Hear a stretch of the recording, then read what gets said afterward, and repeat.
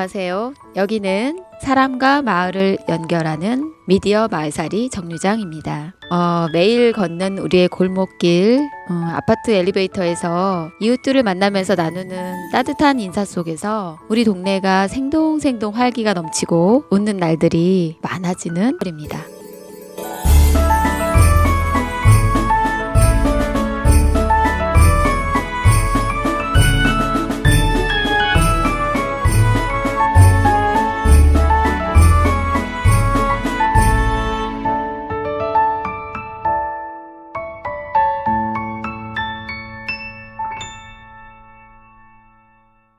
최근 저희 수원 마을 만들기 네트워크에서는 수원의 공동체성을 회복하고 주민이 주인이 되는 마을을 만들기 위해서 수원 특례시 시장님 후보에게 직접 마을 만들기 정책 제안서를 전달했었습니다.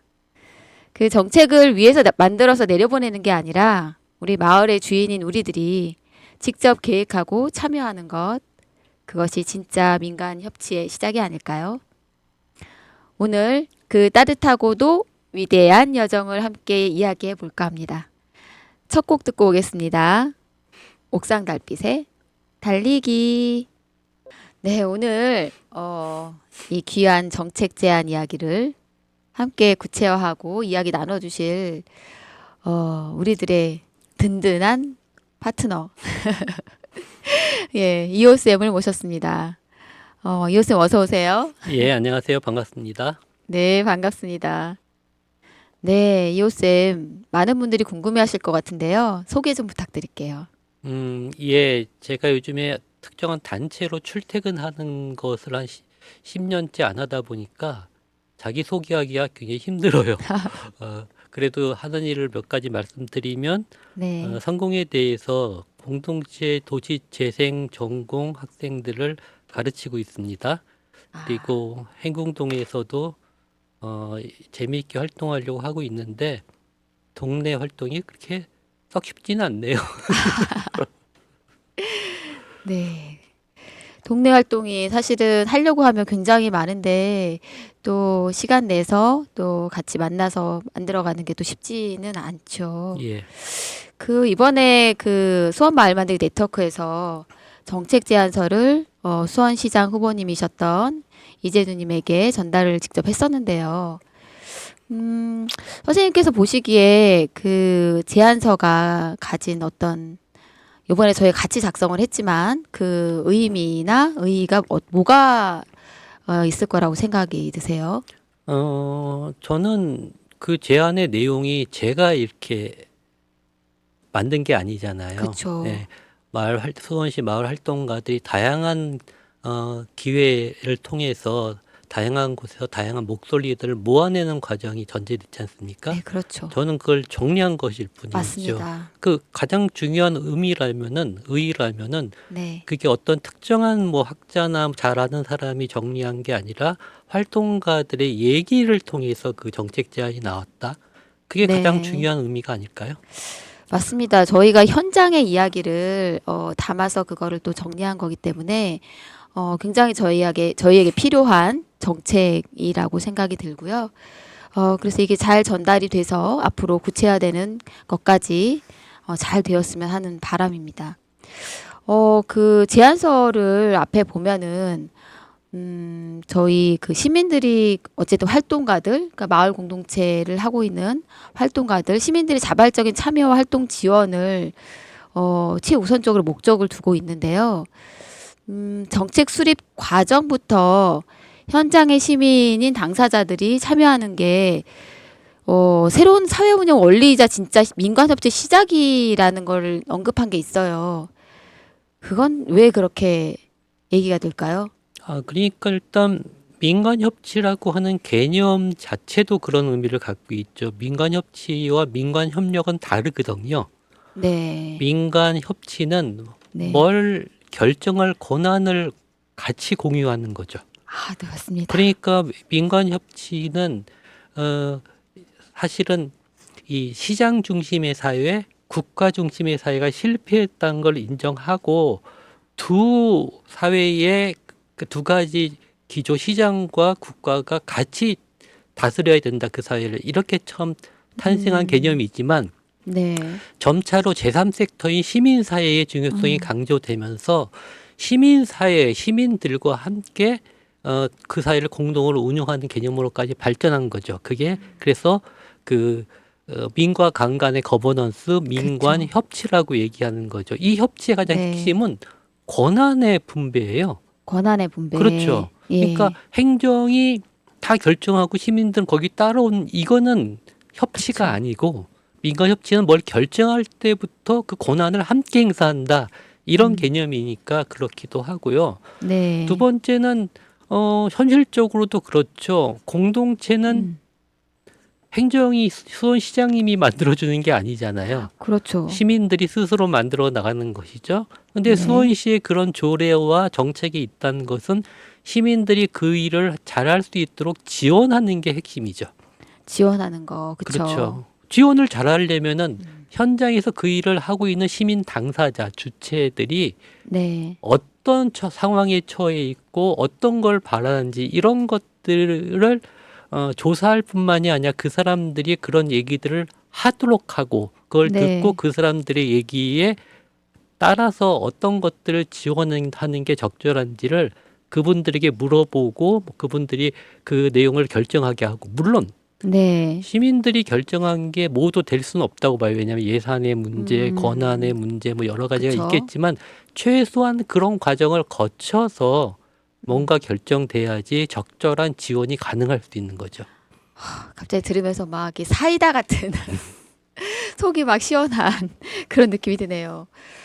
정말 중요한 내용인 것 같아요. 저희가 그동안 얘기해왔던 것들이 좀 이렇게 정리가 돼서 얘기를 해주시니까 쏙쏙 들어오고요. 앞으로 정말 그렇게 되면 좋겠다라는 생각이 들고 저희는 일단 준비가 됐다라는 예. 생각이 듭니다. 네. 그 정책 제안서를 이제 얘기하게 되는데요. 오늘 얘기가 이제 저희가 제안한 정책 제안서, 정책 제안을 저희가 6개 정도를 제안을 했었잖아요. 뭐 세부적으로는 7개죠. 음, 종합 그러니까 기본 계획과 시행 계획을 구분했고 근데 그걸 네네. 이제 요약할 때는 그걸 하나로 묶었죠. 아, 그렇죠. 예. 네, 그렇습니다. 예, 그래서 그 정책 제안한 내용을 가지고 질문을 조금 구체화하면서 얘기를 하면 좋을 것 같아요.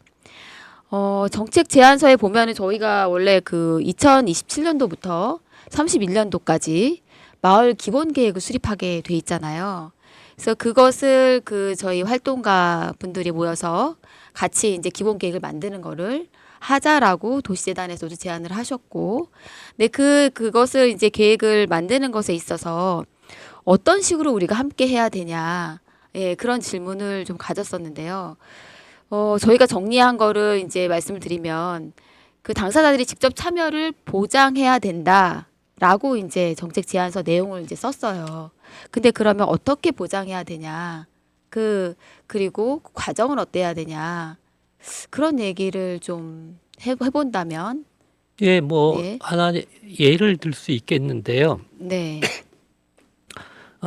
사실은 지난번 경기도 마을 공동체 기본 계획 수립할 때 네, 제가 그 연구를 수행했는데요. 네,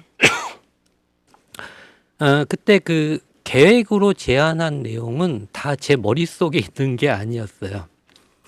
한 2차례 정도 마을 활동가들 4~50명을 초대해서 네, 그분들과 함께 워크숍을 해서 그분들이 합의한 내용들을 제가 모아서 그것을 주제별로 분류해서 네, 기본 계획의 세부 내용들을 채웠죠. 그리고 물론 그것들이 현실적으로 가능한 근거 같은 건 뭐 네, 제가 네, 연구를 했으니까 그걸 찾긴 했지만, 그러니까 그런 거는 저는 시민 참여형 연구는 그렇게 돼야 된다고 보거든요. 네, 기본 계획을 수립할 때도 기본적으로 시민들의 참여를 보장해야 된다는 근거는 있어요. 네, 네, 의견을 수렴해야 된다고 돼 있죠. 네, 근데 의견을 수렴한다고 하는 것과 아까 제가 민간 협치 말씀드렸지만 네, 단순하게 의견을 수렴하는 것과 그 주민들 당사자들의 의견을 자유롭게 얘기하고 그중에 어떤 것들을 기본 계획에 넣을 것인가를 결정하는 과정이 빠진다면 네네. 다양한 주민들의 의견들 속에서 연구자가 행정이 취사 선택을 하는 거잖아요. 아, 그렇죠. 근데 만약에 우리가 일정한 결정까지 하고 그러니까 네. 합의하고 네. 그것을 제안을 한다면은 취사 선택의 행정이나 연구자가 일방적으로 취사 선택할 수 있는 여지가 줄어들죠. 네네. 오히려 주민들이 합의한 내용이 더 많이 들어갈 수가 있는 것이죠. 그래서 그렇죠. 시민들이 참여해야 된다고 하는 얘기는 단순히 예를 들면 뭐 기본 계획할 때 보통 설문조사하거나 주민들 대상으로 뭐 네. 질적 조사한다고 인터뷰하고 네. 이런 건 보통 기본적으로 하는데 그거는 조사 대상자로 시민들이 있는 거죠. 그죠. 주체가 시민들이 아니라. 그렇죠. 그 마을 공동체는 마을 만들기엔 시민들이 주체가 돼서 벌이는 건데 네. 앞으로 5년 동안 어떤 시에서 행정에서 어떤 지원책을 마련할 건가 하는데 단순히 의견을 듣는 게 아니고 시민들과 함께 논의하는 과정이 필요하죠. 사실은 더 바람직하게 되려면 시민들끼리만 합의하는 게 아니고 참여하는 네. 시민들끼리만 합의하는 게 아니고 담당 행정도 함께 참여하면 더 좋죠. 그렇죠. 왜냐하면 시민들이 요구가 행정에서 다 감당할 수 없을 수도 있잖아요. 그렇죠. 사실 기본 계획은 행정 계획이에요. 음. 주민들 계획이 아니에요. 주체들의 계획이 아니라 네. 행정 계획을 만드는 거예요. 근데 아까 말씀드렸듯이 이게 행정의 계획은 주민들을 실질적으로 지원하는 역할을 해야 된다 그러면은 그 시민들이 무엇을 원하는지 행정과 함께 머리를 맞대고 우리는 이런 거 필요한데 넌 어느 정도까지 해줄 수 있어 이런 것들을 조율하는 그렇죠. 과정을 통해서 기본 계획은 만들어질 필요가 있다는 거죠. 아, 맞습니다. 그 선생님이 얘기하시는 거 듣다가 예전에 그 저희가 코로나 시기에 이 5개년 계획을 줌으로 온라인으로 만들었던 기억이 났어요. 그때는 많은 사람들이 참여할 수가 없었고 그리고 이제 일정 거의 10명에서 뭐 20명 안쪽의 사람들이 모여서 이런 얘기를 했던 기억이 납니다. 실제로 이렇게 진행이 된다면 활동가들도 그렇고 시민들도 조금 더 관심을 가지고 토론을 하면서 같이 의견 반영이 될 수 있도록 노력을 더 할 것 같다는 생각이 들어요. 예, 그렇죠. 예, 근데 행정에서는 네, 이렇게 하는 것에 있어서 이렇게 한다고 해서 예산이 더 많이 들까요? 아니요, 그렇지 않습니다. 기본 네. 계획을 수립하는 그 연구 용역을 맡기게 될 경우에 네. 사실 많은 목이 연구자들의 인건비 목으로 책정이 되거든요. 네네. 그러니 이것을 돈을 번다고 생각하고 이 계획을 연구를 하는 게 아니라 정말 주민들과 함께 수원시에서 실행 가능하고 실천 가능하고 네. 비전을 좀씩 한 단계씩 밟아 나갈 수 있는 네. 그런 계획을 만든다는 뭐라 그럴까요? 그 시민 당사자들과 함께 호흡할 수 있는 연구자가 이걸 한다면은 저는 예산 문제는 그렇게 중요하지 않다. 네. 그러니까 실제로 조사비가 많이 들겠죠. 그러니까 조사비가 시민들과 함께 이렇게 공론장을 벌이고 하는 비용이 많이 들겠지만 그거는 전체 예산에서 어느 그런 몫을 어느 정도 몫으로 배정하느냐 이 문제이죠. 그쵸. 물론 연구자의 인건비가 좀 줄어들긴 하겠죠. 근데 의미는 굉장히 클 것 같습니다. 네. 당연히 그렇죠. 네. 아, 근데 예산이 그죠. 네. 이거는 아니 행정의 저기 얼마를 계산하고 계신지 모르겠는데 경기도에서 할 때도 예산이 5천만 원인가 총액이 그 정도였어요. 예. 예산이 5천만 원 예, 정도였어요. 예, 그 정도였어요. 그때 그 보통의 그러니까 연구원들의 인건비가 보통 그런 연구 용역하는 것보다는 좀 적게 가져간 건 사실이죠. 네네. 그리고 뭐 예를 들면은 그게 중요하다고 강조를 하니까 그 경기도 마을공제 지원센터에서 워크샵 네. 비용을 별도 예산을 마련한다든가 뭐 이렇게 했는데요. 저는 예산의 문제 때문에 못하는 건 아니라고 봐요. 네. 과연 정말 이 계획을 시민 당사자들과 함께 만들 의지가 있는가 하는 게 더 의지의 중요한 거라고 봐요. 문제겠죠. 예산이 부족하면은 뭐 연구자들이 좀 덜 가져가도 네. 되지 않겠어요? 맞아요. 저희도 동의합니다. 그 부분에 있어서는. 네. 좀 정말 우리가 실행 가능한, 실현 가능한 그렇게 계획이 좀 세워지면 좋겠다. 그런 생각을 가지고 그런 의지를 가진 연구자분들과 활동가들, 그다음에 행정, 가장 또 중요한 행정이 함께하면서 만들어가면 좋겠다라는 생각이 듭니다. 예. 네. 또 이제 질문을 드리자면,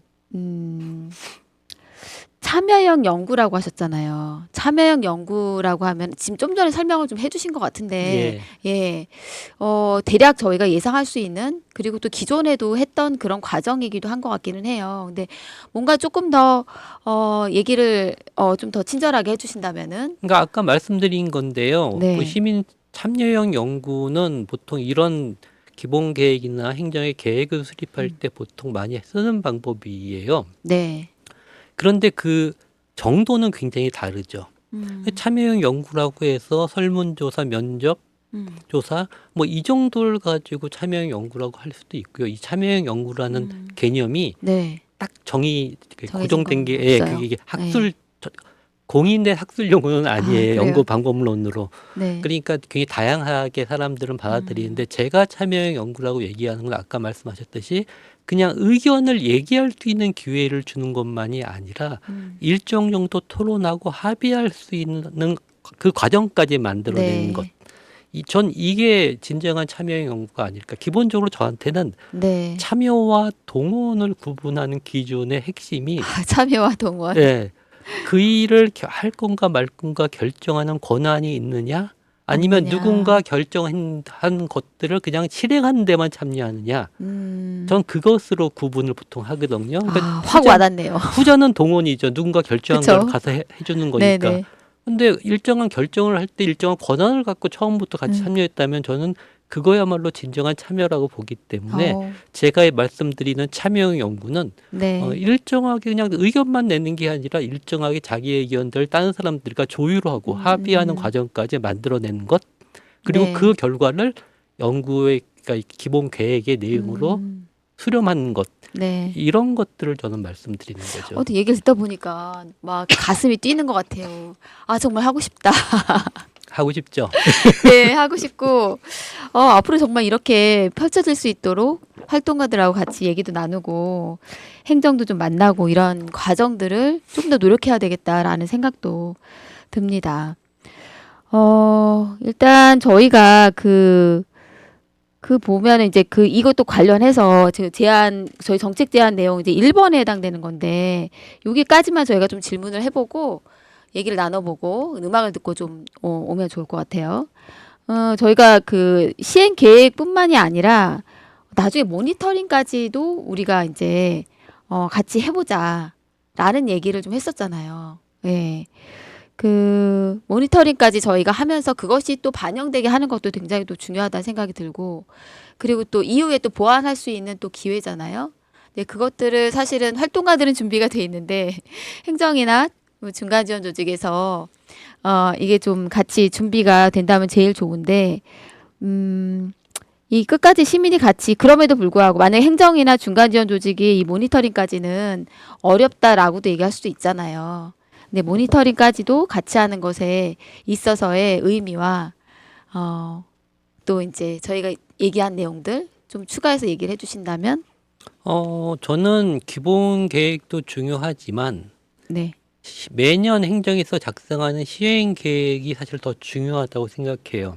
시행 계획, 예, 예, 5년 계획은 5년 동안의 중단기 계획이다 보니까 환경이 변화되면 이게 적절치 않을 수도 그죠, 있죠. 근데 네, 행정에서 매년 세우는 시행 계획은 내년도에 뭘 하겠다고 하는 구체적인 음, 내용을 담고 있어요. 네, 그런데 이게 행정에서 뭘 하겠다는 내용이니 그 시행 계획을 만드는 과정에 주민들의 의견이 잘 반영되지 않는 게 현실이죠. 네, 저는 기본적으로 행정의 역할이 특히 공동체라는 영역은 행정이 자율적으로 뭘 하는 게 아니라 시민들이 그것을 잘 할 수 있도록 지원하는 게 목적이라면 네, 매년 시행 계획을 수립할 때 이런 것들을 해보면 어떻겠어라고 시민들과 함께 협의하는 과정이 중요하다고 생각을 해요. 근데 네, 그걸 하려면은 시민 당사자들도 사실 넓게 모르잖아요. 수원 지역 전체 현황을 잘 그쵸, 모를 수 있으니 기본적으로 모니터링 할 필요가 있다고 보는 거죠. 시민들이 행정은 뭐 모니터링을 공식적인 과정을 통해서 하지 않더라도 일정 정도 평가를 하겠죠.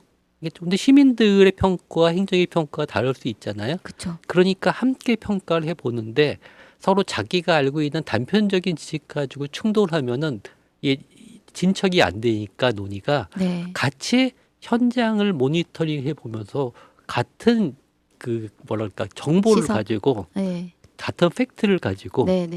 같이 이제 그럼 이런 문제가 있으니 내년에 어떻게 하는 게 좋겠는지를 같이 합의해서 시행 계획을 만든다면 훨씬 실천 가능성이 높고 그쵸. 실행 가능성이 높은 계획들이 나오지 않겠어요? 사실 네. 행정도 좀 제대로 해볼 의욕이 있다면은 많은 도움이 되지 않겠어요? 제가 볼 때. 그쵸. 이게 어떻게 보면 굉장히 자연스럽게 그렇게 물 흐르듯이 가야 되는 상황이면서도 근데 그렇게 되지 않는 상황들을 보면서 안타까운 생각들을 하고 있는데요. 예전에 또 이렇게 했던 시기가 또 있었던 게 생각이 나요. 그때 그 활동가들이 모여가지고 모니터링 같이 하고 그리고 이제 수원시 전체적으로 마을 만들기에 또 이런 현황들을 또 잘 알 수 있는 기회이기도 했는데 지금 그것이 저희가 생각한 대로 이 모니터링까지 진행이 되면 좋겠다라는 생각이 들면서도 행정이나 중간 지원 조직이나 다들 상황들이 있기 때문에 나중에 또 소통하는 과정들이 필요할 것 같습니다. 저희가 좀 얘기를 굉장히 이제 길게 하다 보니까 좀 잠깐 쉬어가면 좋을 것 같아요. 예, 음악을 좀 듣고 올까요, 이번에? 우리 그 이호쌤이 좋아하시는 노래. 네, 강산애님 노래. 네, 소개해 주세요. 제목이 뭐였죠? 어, 이 제목이 길어서 항상 네. 잊어버려요. 제가 해볼까요, 그러면? 거꾸로 강을 거슬러 오르는 저 힘찬 연어들처럼. 예, 맞네요. 맞습니까? 네, 그럼 음악 듣고 오겠습니다. 강산의 거꾸로 강을 거슬러 오르는 저 힘찬 연어들처럼 노래 듣고 오셨습니다. 여기는 마을과 사람을 연결하는 미디어 마을살이 정류장입니다. 자, 저희가 계속 얘기를 나누다 보니까 끊기가 어려울 정도로 얘기가 너무 흥미진진하면서도 네, 끊을 수가 없는 상황이었는데요. 이제 2부로 들어가서 2부의 얘기를 좀 나눠보면 좋겠어요. 저희가 정책 제안에 대한 얘기를 나누고 있는데요, 지금. 마을 만들기 정책 제안한 내용 중에서 두 번째. 두 번째는 저희 그 수원의 마을 정책을 심의하는 마을 만들기 위원회라는 게 있어요. 아마 모르시는 분들도 많으실 텐데요. 그 마을 만들기 위원회 역할이나 지금 또 진행 과정이나 이런 방향이나 이런 것들에 대해서 잘 모르시는 분들도 많으실 거고 저도 자세히는 잘 몰랐었는데요. 이 마을 만들기 위원회에 대한 얘기를 좀 해보면 좋겠어요. 그 마을 만들기 위원회가 원래 이제 1년에 2번 정도 열리는 걸로 알고 있는데요. 좀 확대해서 좀 진행하면 좋겠다라는 걸 또 저희가 제안서에 넣었어요. 그리고 이제 이게 공개적으로 보여지지가 않다 보니까 시민들이 참여하는 것도 최소 뭐 이제 50% 이상 공개 모집하는 거를 해보자 제안을 좀 하는 내용이 있습니다. 그래서 이 내용에 대해서 수원시는 사실은 마을만들기위원회라는 걸 두고 있는데 혹시 이호쌤 다른 지자체에서는 이런 것들이 좀 있나요? 조례가 있는 지역은 거의 대부분이 마을 만들기 어, 위원회가 있죠. 예, 그런가요? 예. 네.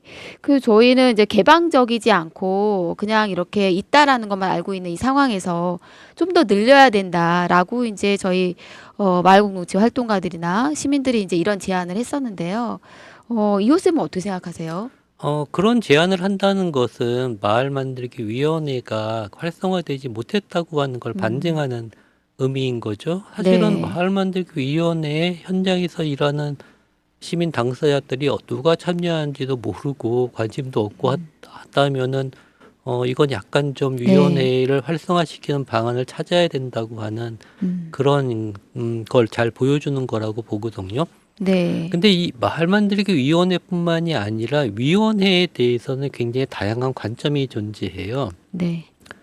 행정은 위원회를 그냥 자기들의 자문기구 같이 생각하려는 경향이 좀 있고요. 그쵸. 자문기구. 근데 시민들 입장에서 보면은 그래도 좀 일상적으로 참여할 수 있는 시민들의 의견이 전달될 수 있는 참여 통로로 보는 통로. 경향도 좀 있죠. 네. 시민들 입장에서는 그런 관점으로 바라보니까 시민들이 시민 당사자들이 이 활동을 하는 당사자들이 참여할 수 있는 개방성이 이 전제가 될 필요가 있다고 주장하는 것은 당연한 거죠. 그런데 저도 가끔 그런 얘기를 하는데 이 방송에서 이런 얘기를 해도 될런지 모르겠지만 위원회는 행정에서 간택한 사람만 참여할 수 있죠. 그런 보통. 걸로 알고 있어요. 네. 간택받아야 된다고 제가 얘기하거든요. 간택.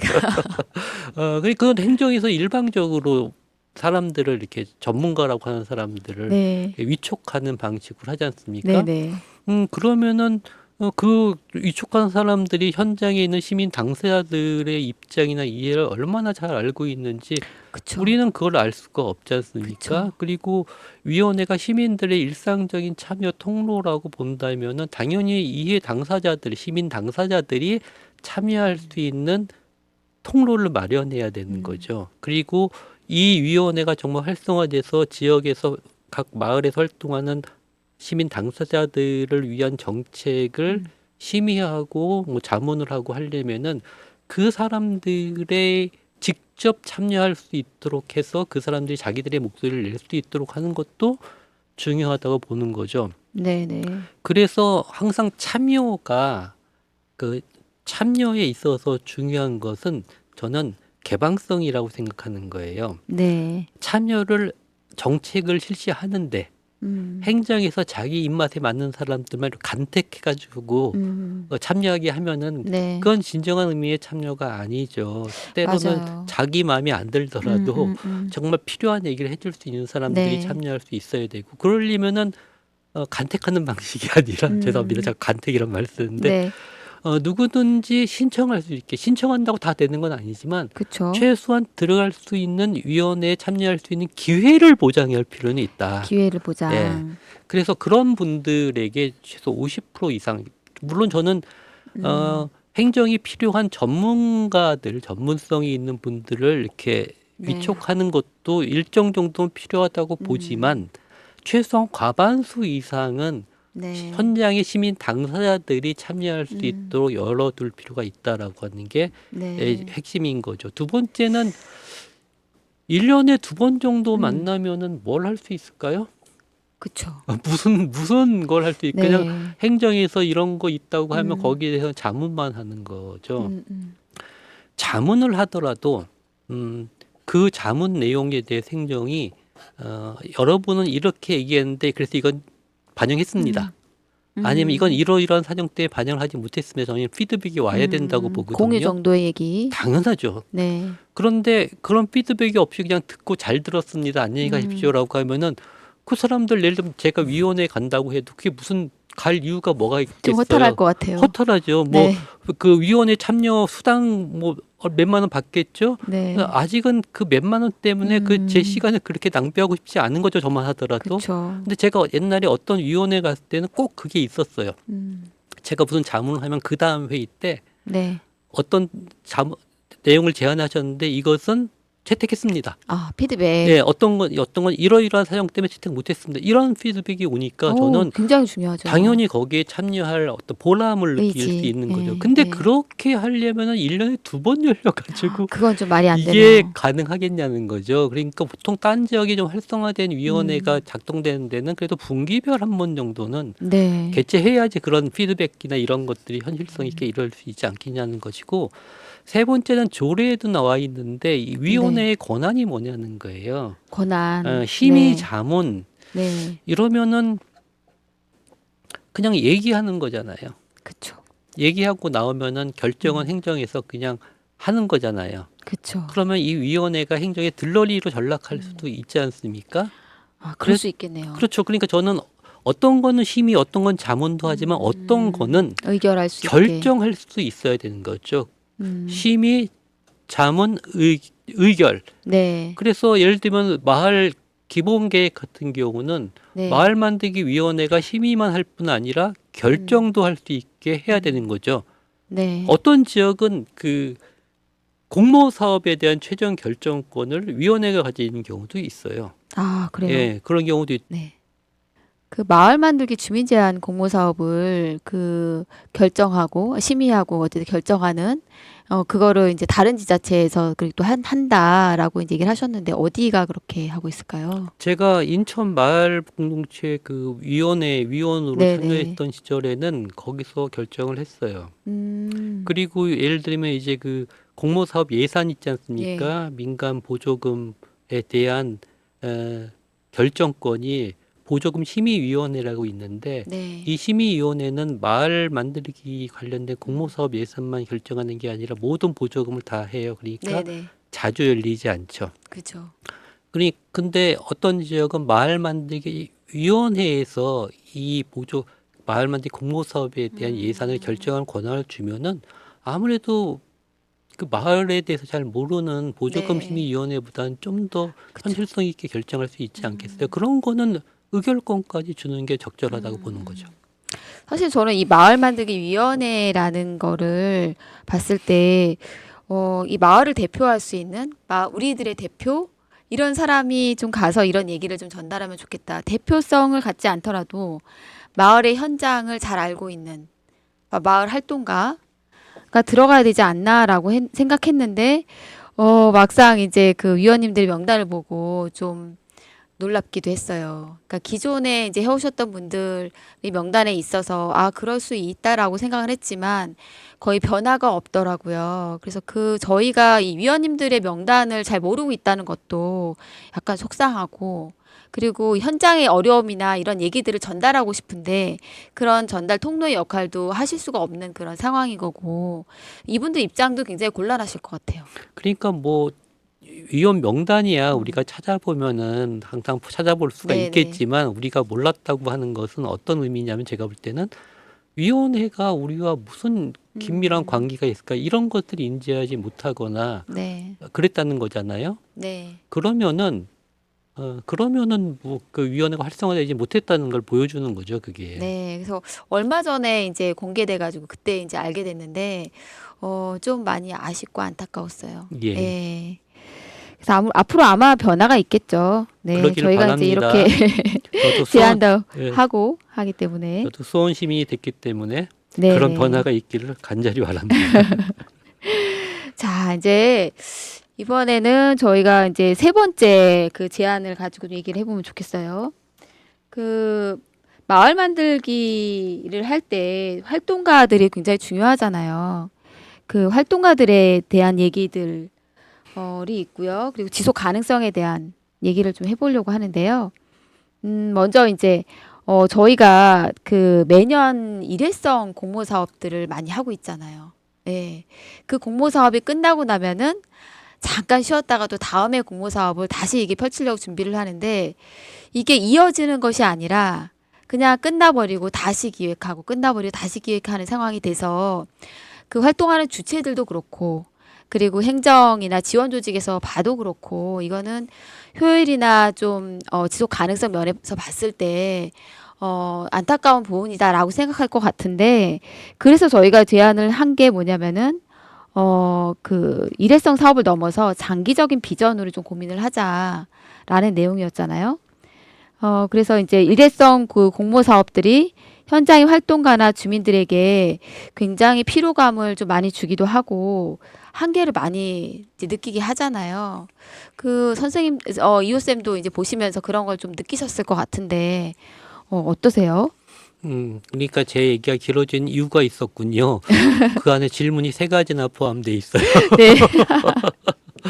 일단 공모 사업이 일회적 사업이 반복적으로 이루어지는 거다라고 하는 문제 제기는 네. 비단 지금에 제기되는 문제가 아니라 오래전부터 제기된 오래됐죠. 문제였죠. 네. 그래서 이제 많은 곳에서 이제 그걸 넘어서 좀 마을의 종합적인 계획을 세우자 그래서 마을 계획을 수립하는 움직임이 한때 그쵸. 또 유행을 마을 했죠. 종합 계획 그렇죠. 세우는 거. 그렇죠. 네. 그래야지 이게 일회적이고 반복적인 사업을 좀 확보할 수 네. 있지 않겠냐 이렇게 되는 거였죠. 그런데 마을 계획이 한때는 전국적으로 여러 서울시뿐만이 아니라 전국적으로 여러 네. 군데서 이루어졌는데 사실 주민자치위원회가 네. 해산되고 주민자치회가 새롭게 구성되면서 가장 핵심적인 게 자치계획을 수립하는 거잖아요. 네. 그러니까 거기로 많이 수렴되면서 네. 마을계획 자체는 약간 분위기가 약간 다운되고 오히려 주민자치회 업무로서 이게 활성화되는 그런 게 있었고요. 그렇죠. 두 번째로 이 문제에 대해서 접근하는 방식이 네. 다년차 공모 사업, 그러니까 예. 한 번 같은 사업을 한 번 1년에만 끝내는 게 아니라 좀 점진적으로 발전하는 3년도 계획을 네. 수립해서 단계적으로. 단계적으로 3년까지 네. 지원할 수 있는 경기도에서 하고 있는 마을 종합 지원 맞아요. 사업이 그런 경기도. 대표적인 예. 것이죠. 마종 사업. 마종 사업이라고 하죠. 네, 마을 네. 종합 지원 사업이 네, 네, 네. 그런 방식으로 하는 것도 적극 고려해 볼 필요가 있죠. 네. 근데 이런 것도 중요한데 저는 뭐 지속 가능성이나 뭐 이런 걸 다 따질 때 가장 핵심적인 거는 왜 사업만 지원하냐는 게 제 가장 큰 문제 의식이에요. 맞아요.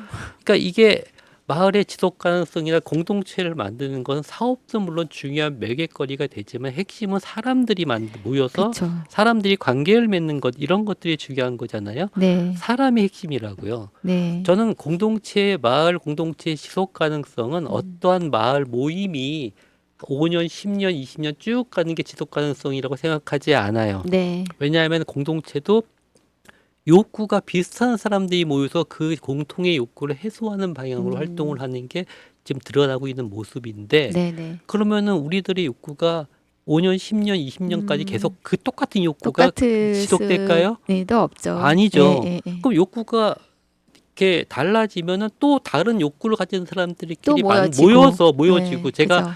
이 너무 흔한 표현이라서 별로 안 쓰려고 하지만 제일 좋은 게 음. 민들레 홀지대원 아. 민들레가 바람에 날려서 또 네. 다른 곳에서 또 또 거기서 꽃을 또 꽃을 피우고 또 거기서 또 비스꽃 공동체 피우고 만들고. 그런 게 핵심이지 네, 않겠어요? 맞습니다. 그렇다면 예. 공동체 사업에 있어서 또 핵심은 사람. 참여하는 사람들이 그 일을 통해서 얼마나 좋았다. 이것도 해볼만 하네. 이런 인식을 갖게 하는 게 더 핵심이 돼야 되는데 네. 정작 공모사업은 사업에 대해서만 그렇죠. 지원하고 그 사업이 성과가 가시적 성과 있냐 없냐 네, 따지는 맞아요. 거죠. 핵심이 사람이라면은 사업에 대한 지원보다 우선적으로 사람에 대한 활동하는 사람들에 네. 대한 지원을 먼저 고민해야 되잖아요. 그렇죠. 근데 지치지 행정은 않도록. 이걸 뭐 인건비 지원이 뭐니 이런 이유로 피하려고 하는데 네. 이거는 저도 인건비 지원하는 것을 찬성하는 사람은 아니에요. 네네. 활동비는 모르더라도 그러면은 이 사람을 지원하기 위한 활동하는 사람들이 오래 장기적으로 네. 활동할 수 있는 힘을 주기 위해서 어떤 지원이 필요한가 역량 강화 교육이든 이분들이 성찰할 그렇죠. 수 있는 기회든 네. 필요한 것들이 무엇인지 이걸 찾아내고 여기에 대해서도 정책적으로 정책이라면 예산이 동반되는 거죠. 네. 지원할 수 있어야 되는데 우리는 사업만 지원하고 사람을 지원하는 게 거의 없잖아요. 그죠. 그러면 이게 정말 마을을 활성화시키는 그런 생각 가지고 있는 정책이냐 걸까? 사업이냐 이거죠. 네. 저는 그래서 계속 강조하는 것은 지금 활동에 참여하고 있는 그 시민 당사자들이 지속적으로 즐겁게 행복하게 그 일을 할 수 있도록 하기 위해서 뭐가 필요할까? 그걸 어떻게 네. 지원할까? 이런 것들이 정책에 있어서 뭐 사업도 중요하긴 하지만 좀 네. 핵심적인 과제로 좀 부각될 필요가 있다 이런 생각이죠. 완전 공감합니다. 완전 공감.